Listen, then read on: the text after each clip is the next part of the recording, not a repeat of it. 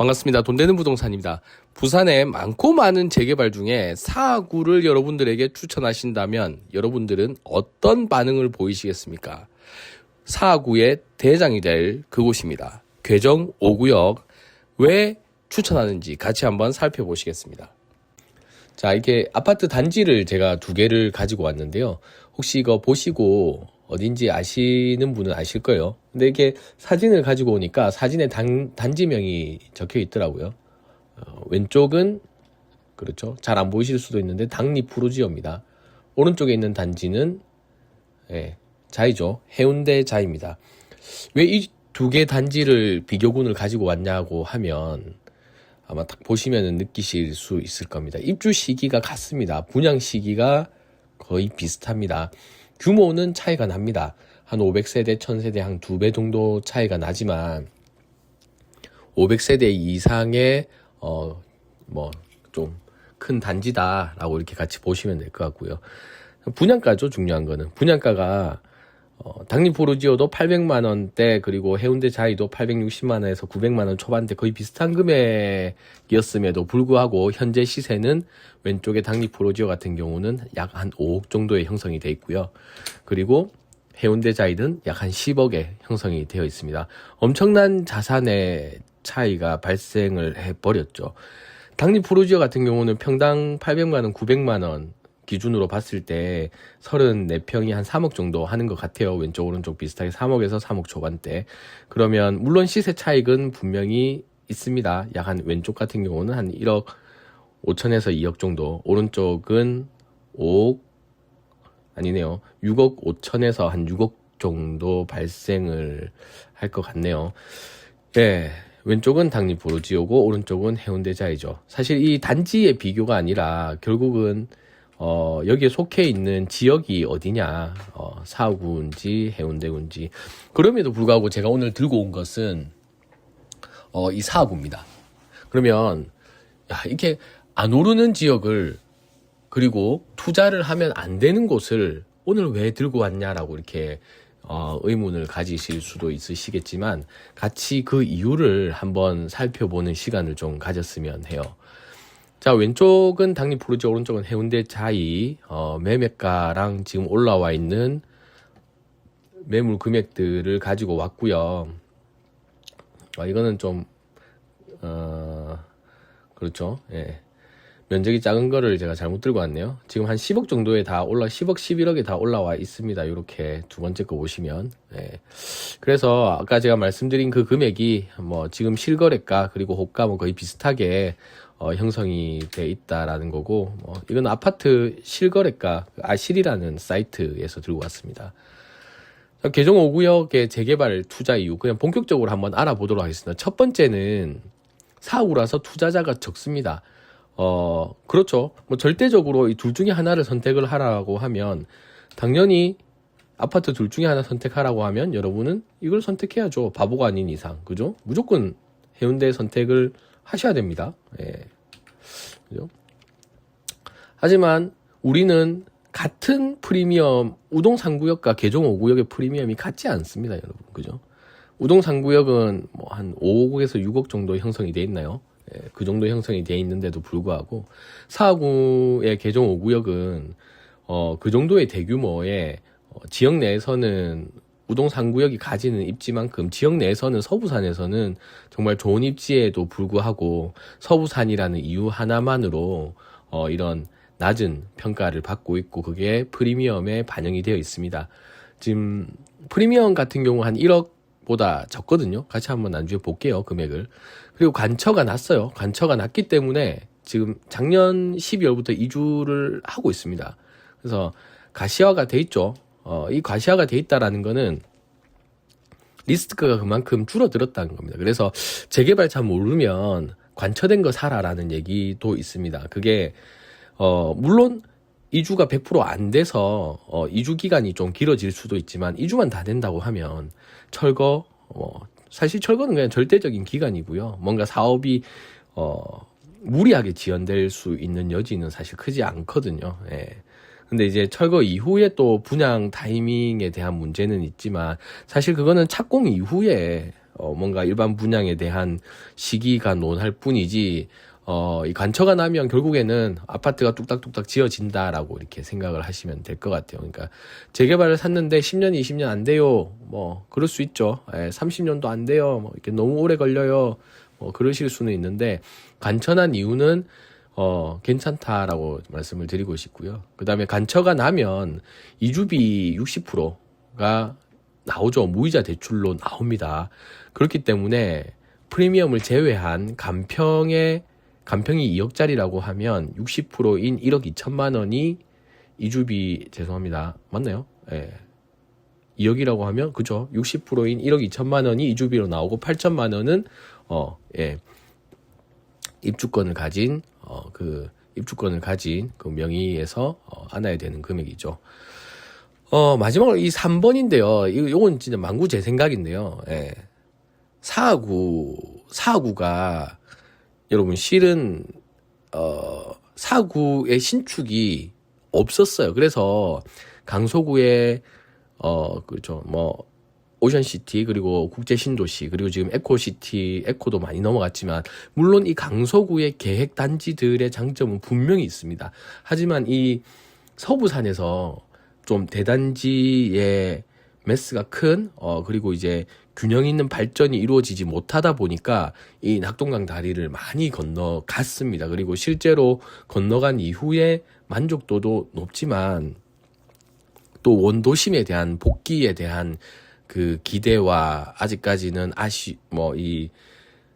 그런 부분들에 대한 게 좀 남아 있다고 저는 생각을 합니다. 그래서 만약에 사하구의 그 개종 5구역 주변에 주거타운이 완성이 된다면, 이게 아마 2030년 정도는 돼야 될 거예요. 2030년 정도 되면 에코델타에 물론 이제 입주한 지 얼마 안 되는 데도 있겠지만 4, 5년 정도 되거든요. 그래서 에코델타도 많이 올라왔겠지만 다시 이제 좀 그 불편을 느끼고 다시 사하구로 원도심으로 도심지로 지하철역이 있는 그런 곳으로 다시 회귀하려고 하는 지역민들이 분명히 있다라고 생각을 합니다. 왜냐하면 강서구로 넘어간 일단 그 오션부터 시작해서 에코까지 넘어가신 분들이 해운대에서 넘어갔냐? 사실 주변에 물어보면 그렇습니다.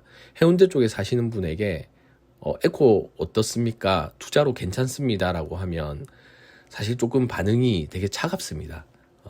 그렇죠.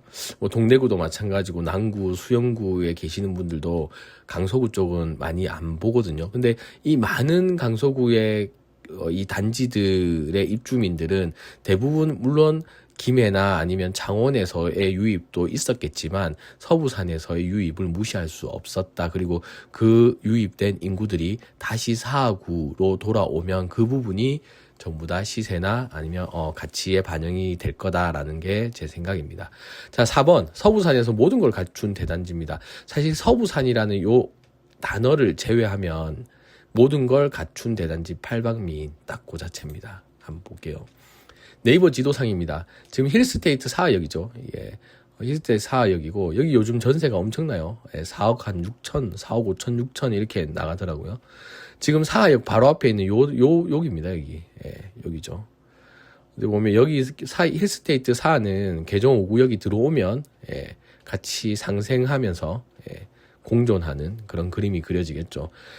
자, 학교도 사남초, 사하초 아마 같이 있을 것 같은데 사하중, 당리중 뭐 주변에 학교도 많아요. 동아고등학교가 사하에서 입결이 꽤 괜찮습니다, 여러분. 입결이 꽤 괜찮아요. 서부산에서 괜찮은 편입니다. 그리고 이 사하의 위치를 보면 사하구청 근처에 있죠. 충분히 걸어갈 만합니다. 단지가 이렇게 매스가 크거든요. 하단 5일장, 그리고 개정 시장, 개정 상권, 이 사하가 위치가 주거지로서 꽤 괜찮은 게요. 하단 쪽에는 메디컬이라든지 이런 상권들도 있지만 메디컬 쪽이 많고요. 개정 쪽에서도 상권이 많습니다. 그래서 이 양쪽 상권을 이용할 수 있는 가운데 좀 안정적인 주거지이기 때문에 꽤 괜찮습니다. 그리고 사하 비스타뿐만 아니라 당리 2구역 들어오죠. 그래서 여기 주거타운이 형성이 되면 꽤 주거하기에 만족도가 높은 구지만 입지가 될 것 같다라는 생각을 합니다. 17년도에 구역 지정이 된 이후로 말씀드린 것처럼 25년 8월에 관리 처분 인가를 받고 지금 현재 이주를 열심히 하고 있습니다. 오른쪽에 보면 이주 개시 공고가 있죠. 12월 23일부터 한다라는 있습니다. 이주 개시 공고가 이렇게 구역 내에 이렇게 걸려져 있죠. 4역 포레스트입니다. 기존의 시공사를 해지를 하고 현대대우 컨소시엄으로 해서 들어왔습니다. 자, 서부산에서 진짜 대단지죠. 용적률이 여기도 주거지이기 때문에 용적률이 20%를 넘지가 않습니다. 여기 보면은 조감도 보시면 주변에 사비스타 있고 학교 있죠. 그리고 여기 뒤에 힐스테이트 있죠. 그래서 합쳐져서 엄청난 주거타운이 서부산에 좀 방점을 찍는다라고 보면 되고요. 신기한 거는 또 아파트 단지 안에 이렇게 개정사동 주민센터가 있더라고요. 그리고 사구청부터 시작해서 주변에 뭐 병원, 아까 말씀드린 것처럼 하단에 병원, 상권, 5일장 하단시장 등 여러 가지로 꽤 주거 만족도가 높을 수밖에 없습니다. 사업 개요안 보도록 하겠습니다. 현대건설이랑 대우 푸르지오 컨소시엄으로 들어왔고 하이엔드는 달지 않습니다. 힐스테이트 푸르지오 4하역 포레스트인데 이 궁금한 게 4하역을 뚫는지가 저는 아직 잘 모르겠어요. 이게 조합원들도 4하역을 뚫을 수는 있다라는 의지는 있는데 이게 설계상에 진짜 반영이 되어서 계획이 됐는지 모르겠습니다. 원공 1구역은 제가 알기로는 반영이 된 걸로 알고 있거든요. 그래서 만약에 4하역까지 관통을 한다면 정말 좋을 것 같네요. 자, 조합원 수는 1,800명이고 지금 3,100세대 정도의 한 55% 정도 조합원인 것 같고 나머지 한 45%가 일반 분양인 것 같아요. 비례율 나쁘지 않습니다. 촉진 3구역이 한 반반 정도 되거든요. 당초에 뭐 이랬었는데 특화 안으로 해가지고 뭔가 좀 더 시원하게 동수를 줄여서 이 동간 거리를 많이 넓혔다고 하더라고요. 그래서 19개 동으로 시원시원하게 39개층까지 올라간다라고 되어 있습니다. 자, 용적률은 325% 밑으로 맞췄고요. 건폐율은 아까 말씀드린 것처럼 20% 미만으로 해서 아주 쾌적한 동간 거리를 조성을 할 것 같습니다. 한 3,100세대 정도네요.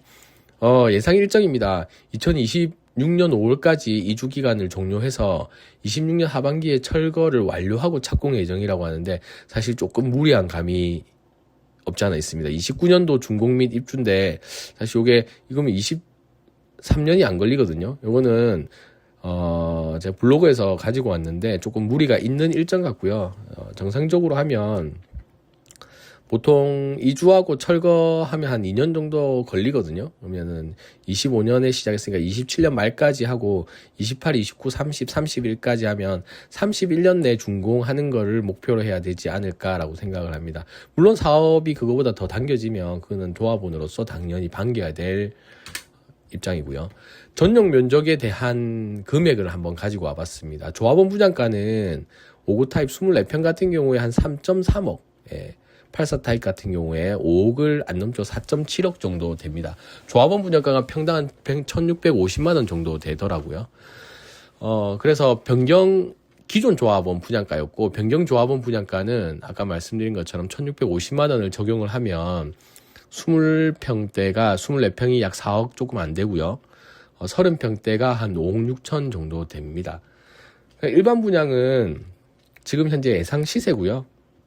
이 수익을 한번 보도록 하겠습니다. 결국은 투자를 했을 때 아니면 실거주로 갔을 때 여기 이제 1분가 여기서 얘기한 1분가에서 내가 이 조합원 분양가 플러스 프리미엄을 주고 산 금액을 뺀 금액이 나머지 차액이 내가 가질 수 있는 수익이죠. 너무 간단한 공식입니다.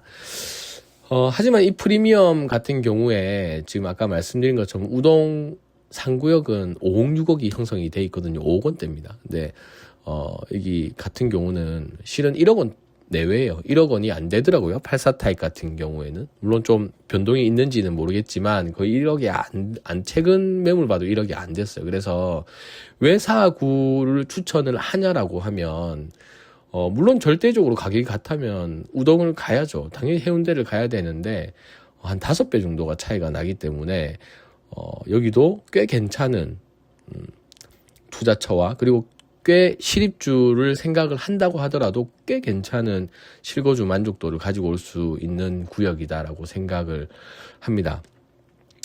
관처가 낮기 때문에 이주비가 60% 승계가 되죠. 안 됐으면은 신청을 할 수 있고 무이자로 가능합니다. 사 힐스테이트 최근 전세가가 4.5억 원임을 감안하면 지금 개정 5구역의 현재 상황이 나쁘지 않다라는 거를 충분히 예측할 수 있습니다. 개정 5구역 매물 한번 가지고 와봤는데요.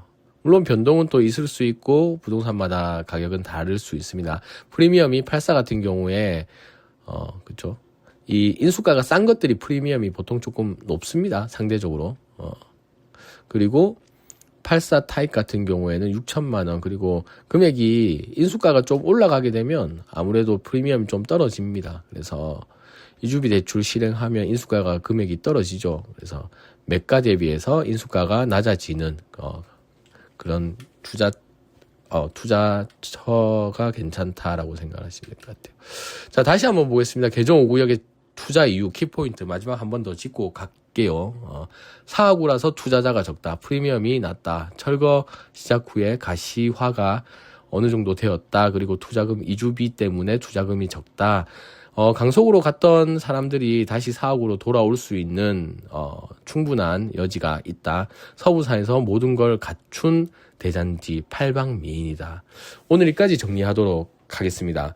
왜 4구 그리고 왜 서부산의 대장인지 한번 같이 살펴봤는데요. 충분히 저는 개정 5구역이 아직까지 저평가라고 생각을 하고 있습니다. 오늘도 정보가 도움이 되셨다면 구독과 좋아요 부탁드리겠습니다. 감사합니다.